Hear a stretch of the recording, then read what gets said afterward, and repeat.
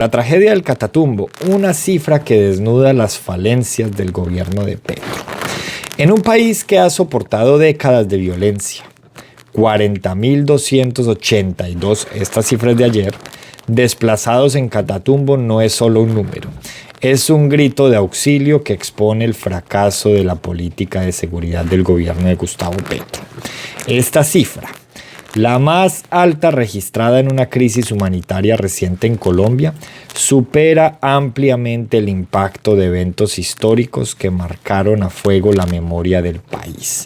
Y ya vamos a ver cuáles son esos eventos que se superan con esta cifra.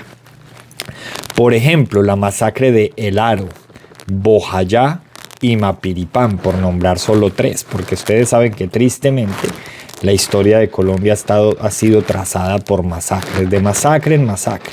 Y los que prometieron, este año estaríamos celebrando ya el tercer año de la entrega de armas del ELN, y lo que pasó fue que se fortalecieron. Estas tragedias, aunque devastadoras, dejaron cifras de desplazamientos significativamente menores, lo que evidencia cómo el conflicto actual ha escalado hasta niveles alarmantes bajo esta administración. La masacre de El Aro en 1997, perpetrada por grupos paramilitares con la complicidad de agentes del Estado, dejó cerca de 1.200 desplazados.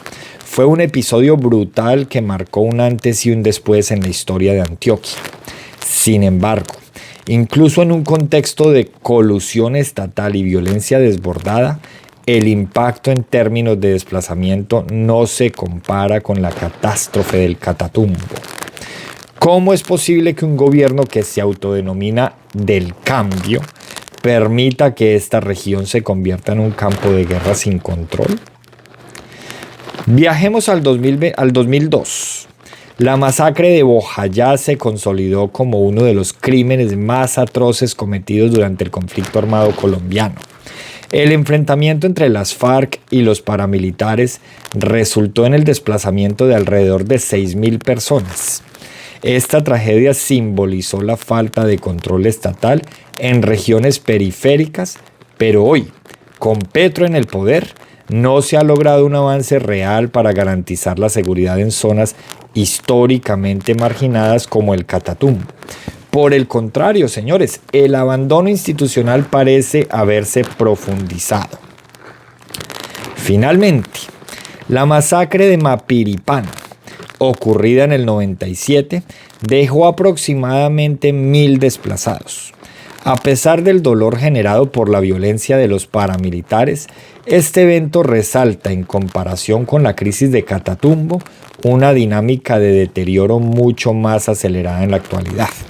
Bajo el gobierno de Petro, no solo no se ha contenido el avance de los grupos armados ilegales, sino que su narrativa de paz total ha demostrado ser vacía y desarticulada, que es lo más peligroso, permitiendo que los actores del conflicto aumenten su influencia sin restricciones.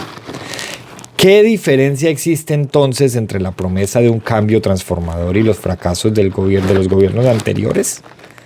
El discurso de Petro, que prometía una Colombia más justa y segura, se ha quedado en palabras, mientras miles de familias son desarraigadas de sus hogares. La falta de estrategia y coordinación en las políticas de seguridad no solo perpetúa el sufrimiento en regiones como el Catatumbo, sino que evidencia, señores, la desconexión del gobierno con las realidades del país. El gobierno de Petro enfrenta ahora el juicio de la historia, no solo por su incapacidad de cumplir sus promesas, sino por permitir que una crisis humanitaria de esta magnitud eclipsara incluso las tragedias más icónicas de nuestra memoria reciente. Esas tragedias que lo llevaron a él a la presidencia. Catatumbo no es solo un símbolo de abandono, es un recordatorio de cómo los líderes, al ignorar las lecciones del pasado, condenan a sus ciudadanos a revivirlo una y otra vez. Esa es mi columna de esta semana, me encanta compartírselas y bueno, vamos a ver en qué termina esto, porque todo esto mientras el señor Gustavo Petro pasea en Haití.